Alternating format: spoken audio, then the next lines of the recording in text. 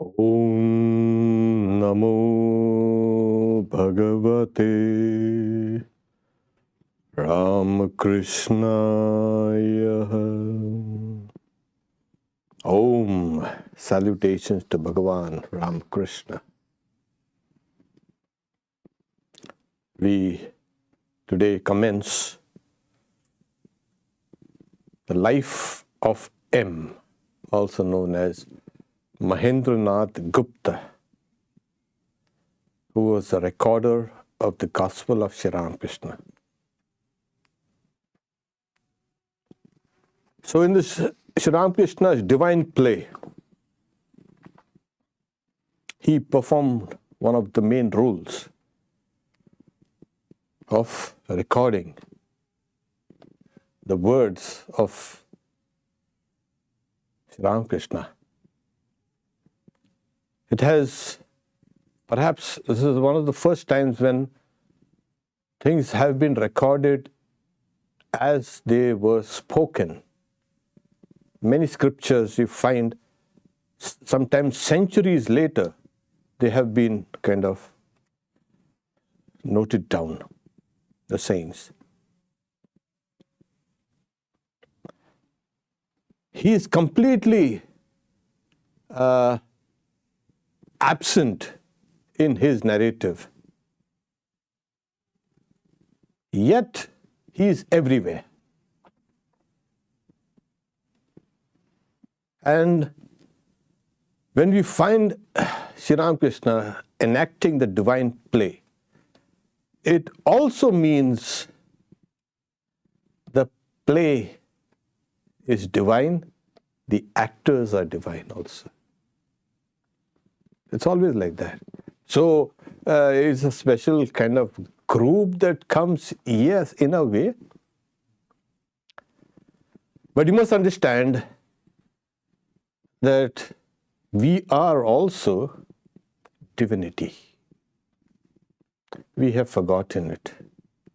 And because we have forgotten it, there are certain things that awaken our own divine nature. As you walk in Swamiji's quotation, each soul is potentially divine.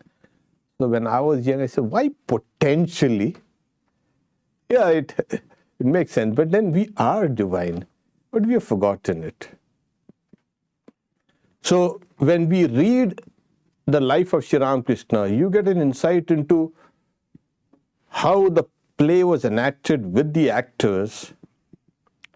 And not only that, you will find at times, sometimes the questions that have been bothering you have been taken up in this play and it has been kind of answered. So very strange, he never wanted to have his name there. It was only later on, after the book was published, first in 2 volumes, 3 and 4 and 5, in the original Bengali, and then they were translated. Only then we knew, oh, it was recorded. There were others, like Swami Shivananda and the others, there were some disciples, they were kind of jotting down points. And Sri Ramakrishna would say, what are you doing? I'm kind of noting it down. That's not your work. Someone else is going to do it. So the actor was already fixed. Okay. Now, Mahendra Nath Gupta,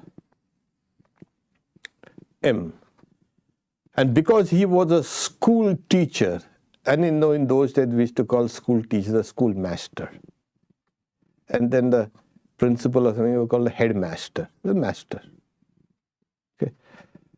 So that was a master, and that's a school teacher. And Mahashaya is an honorific.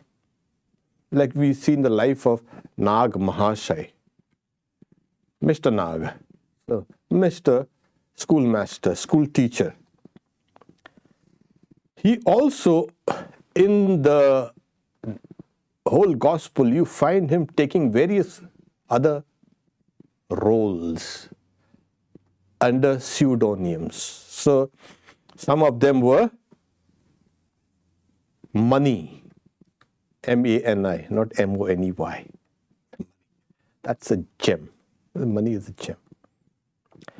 Then Mani Mohan, Mohini, Mahim, a devotee, Bhakta, an Englishman, because Sri Ramakrishna used to say, whoever like you were educated in the English schools, he used to call everybody, hey, they are Englishmen. They are the views of the Englishmen. And also a sevak, a servant, one who serves. So he went under these various pseudonyms in the gospel. And we find that the pseudonyms were not just arbitrary. They were parts of that personality of that he's asking these questions. What part of the personality? Like when you have Mani, when he is inquiring, because later on you find the questions that were put by a devotee called Mani there.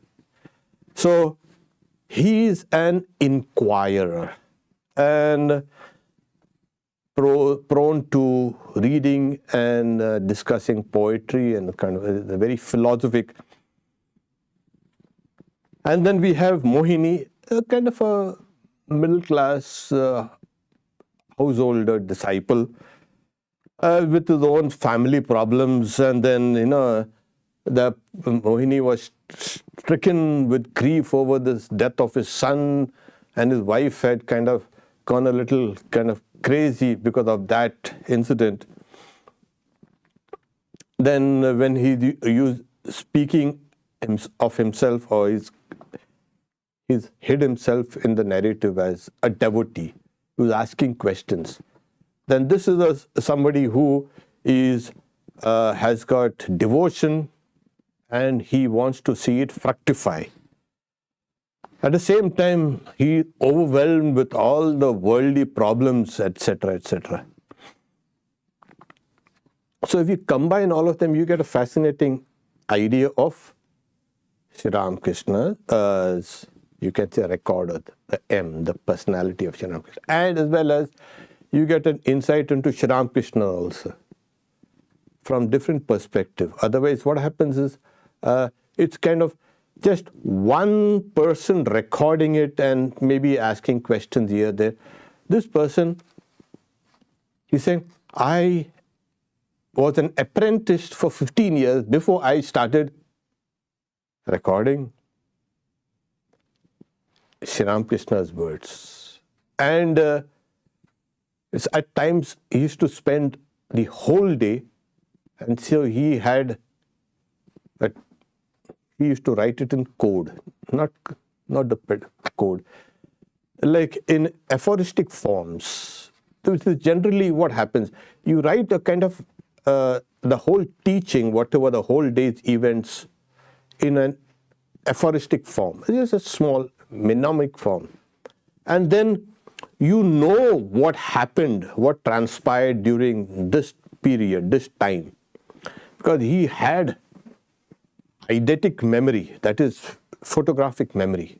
And he could remember things, and he had cultivated this writing for a long time. So he says, I recorded whatever I heard with my own eyes from the Master's lips, and whatever I saw in his life with my own eyes. So here we have a direct, you can say, witness who's recording things. He was initially recording it not to publish the book. That was far from. He wanted for himself. Yeah, he just wanted to remember Sri Ramakrishna, all these diaries and all. And he titled it Kathamrita, the nectar-like words of Sri Ramakrishna. So that's what. So the words themselves have that immortality. And he knew this. He also called it, in his original, saying Sri Ramakrishna. That is, the words spoken by God himself. So he was aware by that time that Sri Ramakrishna was a divine being. And so he was extremely faithful in recording everything, remembering everything. And when there was a doubt, he used to ask some of those who were present, and also to get a different perspective. So that much is his life's work. And though he was hidden in his work, we now know he is never going to be hidden anymore. He has made himself, in a way, immortal through his work. So Mahendra Nath Gupta, he was born in 1854, July 14th, early in the morning. And his birthplace was in a locality in that old Calcutta, which was the ancestral place of Swami Vivekananda also, and Ramchandra Datta and all these. It was during that time Sri Ramakrishna had come as a young boy to Calcutta, because his elder brother Ramkumar, because of that extreme poverty in rural India, they used to come to seek employment in cities, which is like, it's always like that. Now his elder brother, Ramakrishna's elder brother Ramkumar, he wasn't trained in any other thing but scriptural knowledge and worship, etc. And he knew astrology, and he had a lot of psychic abilities. Also, these things cannot be taught, the psychic abilities and this and that. But he had started a Sanskrit school, that's called Toll in the old days. More like a few students get together and then they study the Sanskrit. So he had come along with his brotherhood, they say. In fact, his brother had come before, and then he asked his brother to follow him, because his duties were kind of increasing, and he wanted someone to look after them also, to take part of the burden. He was living in that locality, Sri Ramakrishna, as a young boy. Years and years ago, I have been to that place, and I've been to that particular house where Sri Ramakrishna used to do worship. His brother used to do, and that place is still there, kind of Digambar Mitras. And so it was in that locality, and I have seen that place where it was the old Sanskrit school where his brother used to teach Sanskrit to the boys. It's now a small Shiva temple. Those houses are still there and kind of evokes it. So that locality is called Jhamapukur. So here now Mahendranath Gupta was the 9th child of 11 children. So 5 boys and 6 girls. So it's a big family. And in the old days, it's always like you had a large family, something or the other, children used to be stricken with some disease, and so they better have something in store. But they all survived. And his father was he was a prosperous person and pious also. He worked in the the Calcutta High Court, which is it was very prestigious time there.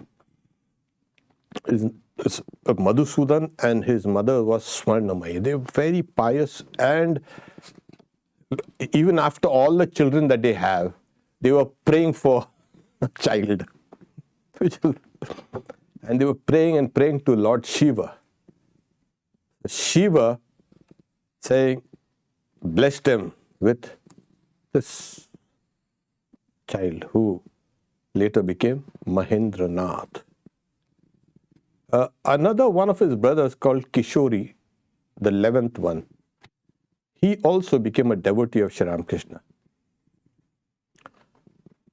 So in that locality, there's his father with a big family. They bought a house and it's called it the Lord's House, Thakurbari. When I first went there, I looked at it's a tall, kind of thin looking building. I was wondering how these people used to live here and work in plenty of rooms, kind of confusing. And there was a large spiral staircase, and right on the roof we went in that place where M used to sit down and write his book and meet devotees. And we also went up to the roof and we tried trying to even now I can kind of visualize those places, but yet how in that kind of confined space this whole play was enacted. That is what makes things interesting. It's divine, and yet how could it be enacted? And as I said, when it's a divine play and the actors are divine, you can understand these places also in time they become suffused with that divinity. Today it's part of the Ramakrishna mission, one center. One of his reminiscences was he had gone to his maternal uncle's house in a place just outside Calcutta, and on the way they were returning, they had come to Dakshineshwar. That temple was just new, brand new. The construction of that massive temple's complex started in 1847, and it took 5 years. So M, with his mother and father, they were visiting the temple because it was new and it was like white and shining and everything. So they had come, and in that crowd, you can imagine even in those days, today if you go, it's even crowded. So he got lost, and his mother was searching for him and he was searching for him. He was just 3 years old.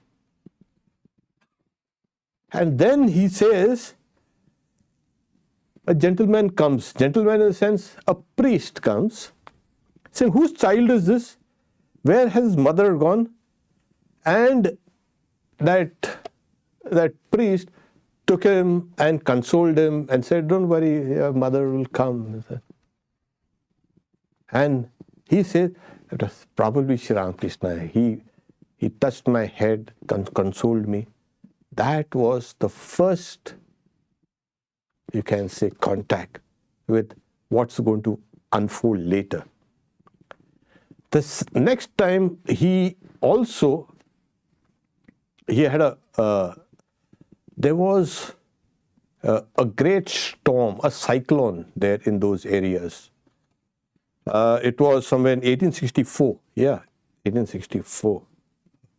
And it was very destructive.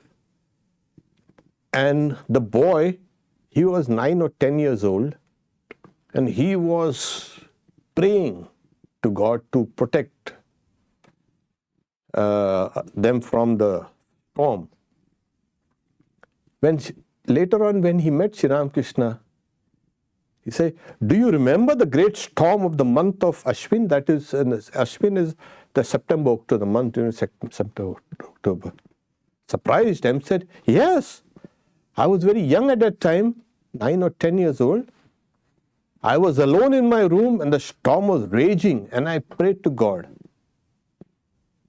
So he was wondering, how did Sri Ramakrishna know this particular incident? And then he was firmly convinced that Sri Ramakrishna as his guru was along with him in his journey of life. And because what happens is saying, I was desperately praying for God, and well, that means God heard my prayers. And he was very sensitive by nature. Very sensitive. He had a poetic temperament. When you read some of these descriptions in the Gospel of Sri Ramakrishna, you can see how he had a very keen sense of observation, and that's what helped him. So one time he had gone to a very powerful temple of Mother Kali called Kali Ghat in Calcutta, and there they have these animal sacrifices and all. So he went saying he detested it, and then he said, when I'm going to grow up, I'm going to stop this kind of animal sacrifice. Anyway, so he studied at Vidyasagar school.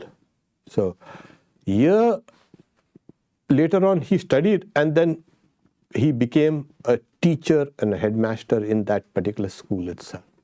And Vidyasagar, as we know, there's one whole chapter in the Gospel of Sri Ramakrishna where Sri Ramakrishna goes, and that time Vidyasagar was really a very renowned person, very philanthropic. He was a great scholar. He was, as I say, not an activist, but he was a social reformer. And so he had started some schools in Calcutta in West Bengal. One of his first, you can say, works was to spread education, literacy. And so he had designed primers, etc., in order to help people read and write. Then he was enrolled in Hare School, H-A-R-E. David Hare was a Scottish clockmaker or watchmaker, whatever. In those days, in 1816, 17, clocks were a fascination. And everywhere people are kind of the clocks. So we had him establish schools there. The schools still exist. Yeah, some of these schools and which we are speaking about still exist, and there are thousands of students now. They don't know that the history behind all these things. So he was admitted there, and he was, so intelligent, and he never failed in any class. Either you're the first or second. In those days, we now had grade. We had first rank, second rank, third rank, fourth rank. He was a brilliant student, and then he finished his school there, got into Presidency College, and then later on, he was, you can say, recommended by his English literature teacher, Twani. And so it was a great help. Apart from his studies, we have a list of subjects that interested him and which he studied. He studied literature, philosophy, history, economics, science, religion, astronomy and Ayurvedic medicine. He was well versed in Sanskrit and English and Bengali, and he had also started learning French. Apart from the Eastern schools of thought, including the Buddhistic and the Jaina schools, he also was well versed in Western philosophy. And he had read the Bible thoroughly. So, because only an excellent teacher can be an excellent student, or an excellent student can be an excellent teacher. A teacher is one who is always studying. So later he was a studious year, then he became an excellent teacher. And then he read all the other, you can say, epic literature in India, the Mahabharata and Ramayana. The Mahabharata itself is 100,000 verses. It's a big sea. And to have read that. So he has slightly grown up, and then he says, I read the life of Chaitanya, and that turned his mind into deep spirituality. Now here we have Sri Ramakrishna saying one day, once I had a vision of Chaitanya with his group of devotees, because he asked the Divine Mother, I want to see how this great sage Chaitanya used to have this congregational singing. And so one day he had a vision of Chaitanya and all the other his disciples in the Panchavati. And he's saying, there, I think I saw you in that crowd of disciples. And I said, the Balram also was there. There's another. So Sri Ramakrishna had spotted him in his previous incarnation as associate of Sri Chaitanya. Chaitanya is considered, as we know, another incarnation. Then he also took up the study of law. And he was doing well, but because of the paucity of funds, he could not complete it.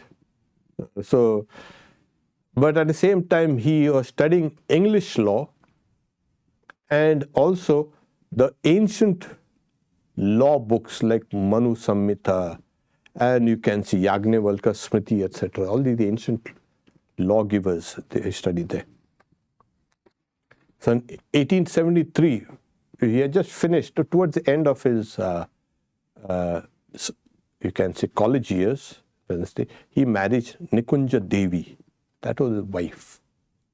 So, and she was somehow related to Keshav Chandra Sen.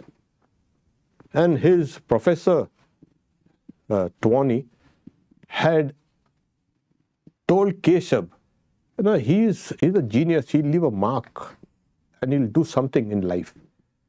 So Keshav had kind of said that he should marry in his family. So Nikunja Devi was related to Keshav Chandra Sen, and that's how he went on to attend Keshav Chandra Sen's lectures, etc.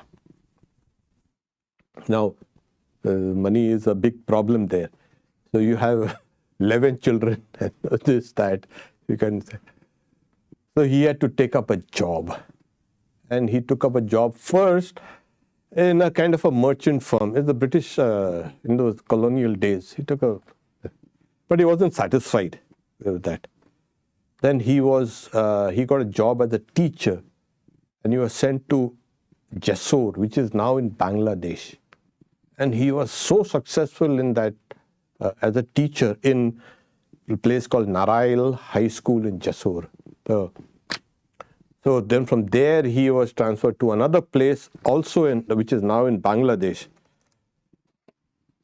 And then later he was transferred to Calcutta, here. That happened in 1880. So this is kind of background. You can see he used to be insistent.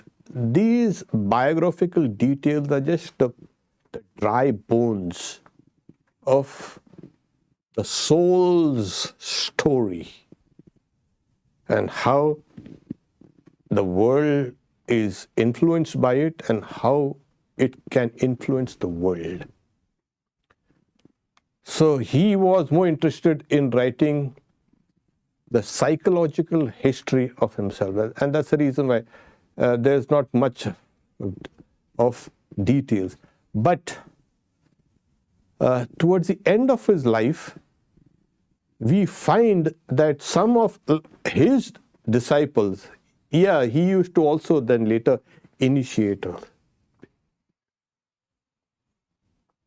So he used to meet devotees, and there was amongst some of them, especially one who later became a Swami. He started taking down his notes, like M was taking down Sri Ramakrishna's notes. This Swami began taking down his notes, and there are now 16 volumes of all his conversations. Here it's a huge kind of literature. So every evening after meditation, he used to sit down with the devotees, sing devotional songs, and talk about the master. So Sri Ramakrishna is a disciple, Swami Subodhananda. He also lived in that same locality. So Sri Ramakrishna had told him, you see that M stays in your locality, you can go now and then and meet him. So Subodhananda, he was like the future monk. He's saying, no, he is a householder and he hasn't yet broken his worldly bonds. And what should I go and learn from him? And Sri Ramakrishna had smiled and said, don't worry, he will speak only of me. So this was M. He spoke only of the master.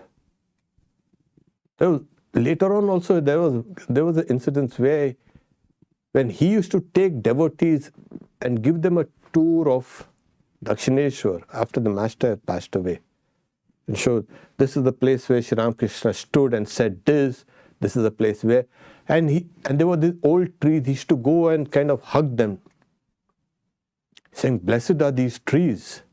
Like, they were witnesses to the Lord's play. And the entire place for him was sacred. I remember meeting two of his great-grandsons. They're very nice, I think one of them has passed away. One was Deepak and one was Gautam. And they had become very popular in the sense, they were very, very nice people. And they used to give classes on the Gospel of Sri Ramakrishna, the original Kathamrita. And people they used to go crazy when he used to speak. And we could find that the way they used to speak, like in Bengali and explain it in Bengali, it was remarkable. And we get a kind of insight into how their great-grandfather used to speak and used to kind of explain. Very lucid explanation. So you could see that Mahendra Gupta's stamp is there on his family also, the descendants. Oh, amazing. So those, and people revered his great-grandsons as they would revere Mahendra Gupta itself. Okay. So we stop here for today. If you have any questions, you can put your questions. And so this is just the first part, and we have a whole book here to go. But we will take the important sections, and we will find out this remarkable life, how it unfolded. Because if you have not erased yourself completely, you will not be able to be a fit transmitter of this words that are immortal. And you find him completely, it's the self-effacing, not self. His spiritual ego was crushed in the first meeting with Sri Ramakrishna. We also feel a kind of a connection with him because the guy, he wanted to commit suicide. He was in trouble. He was devastated with all the troubles in life. So there, and this is one thing that you see. We have the idea of divinity as something, grand and luminous and, shiny and so transcendent. And this is divinity. It's very natural. People will undergo all the trials and tribulations of life. They will undergo the emotions that we all feel, and then yet they have the spiritual strength to overcome all of them. That is the lesson we learn from his life. Yes, he was, because his wife had she had gone crazy because their son had died and all the family troubles and all. He was willing to just jump down, kill himself. But then he meets his master, Sri Ramakrishna. And the first thing that Sri Ramakrishna does is crushes his ego. Of what? Yeah, I'm a learned person. And all of a sudden Sri Ramakrishna crushes. Because Sri Ramakrishna himself had not learnt anything. I mean, not read any book. He had read, but he never kept. And Sri Ramakrishna said, what's a sign of knowledge? That there will be no book around you. And we have plenty of books. We have a library. So that's a sign of knowledge. So his ideas about education and learning and knowledge and spiritual life in general were completely transformed in the first meeting with Sri Ramakrishna. And that is how he was led there to the inner realm of spirituality. And today, through his work, we are being led in that realm. You will notice as you study the Gospel of Sri Ramakrishna, you will find one day yourself in that group of devotees sitting down, looking at Sri Ramakrishna, listening to him. And like I said, some of your spiritual doubts or doubts about any doubts have been put to Sri Ramakrishna through some devotee. So this is one strange thing. You will find, I knew a Swami, very nice Swami. Oh, we are old. He used to speak about the gospel and always in the present tense. I used to wonder, present tense. These things happen. For him, the gospel of Sri Ramakrishna had become living. All those things had become living in the sense of that play was still being enacted. So you will find yourself in that crowd of devotees, and then you will know, yes, now that divine play is also is being continued, and I am part of this divine play. So Sri Ramakrishna, this divine play is continuing even today through his words. And now we are the players. We may not have been the major players, but we also have a role there. Okay. Om, peace, peace, peace. Before we go, tomorrow at the Tapovan retreat at Snohomish County, we have Karma Yoga, 10 to 1. So come along. On Sunday, I'll be speaking on what is memory. But we all know what's memory from the standpoint of neurology, etc. I'll be taking a kind of different look at what memory is.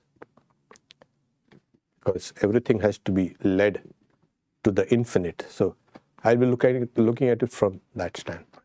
Okay. And as we know, PBS has released a documentary which is free on the website. America's first guru. That's the Swami Vivekananda's life and work here in the US, and how he influenced yoga and Vedanta. Okay. We also have upcoming the retreat conducted by 2 nuns of the Vedanta Society of San Francisco on June 8th and 9th. Those who are interested can register. So we can, okay. Good question. So the gospel's pretty thick, but certainly not as many volumes as the Swami who wrote about M. So is that because there's extra new nuggets, new stories, or that weren't in the gospel, or is it more so him unpacking what's in the gospel? Or something else? No, the question is, the Gospel of Sri Ramakrishna is quite thick, more than 1,000 pages. But his own conversations that are recorded by his disciple runs to 16 volumes. Yes, you have additional, you can say, insights into Sri Ramakrishna and some incidents which are not there in the Gospel, which are mentioned there. And it is a kind of an extension of Sri Ramakrishna's teachings. But this book has done justice to it because a lot of that material has been collected here inside. Okay. So you will get the essence of those volumes. And we also have that SRF founder Paramahansa Yogananda. He also went and he said, I saw him, he calls him the blissful sage. So he was immersed constantly in bliss. And he says he saw everything as consciousness. This Mahendra Gupta. Yes, so he wasn't kind of an ordinary aspirant, but an aspirant who had reached the highest limits of spirituality. And how? By meditating on Sri Ramakrishna, what his words were and how he wrote it then. So that will be part of the talk on what memory is. So memory can liberate you. Yes. Om Shanti Shanti Shanti Hari Om Tat Sat Sri Ramakrishna Arpanamastu.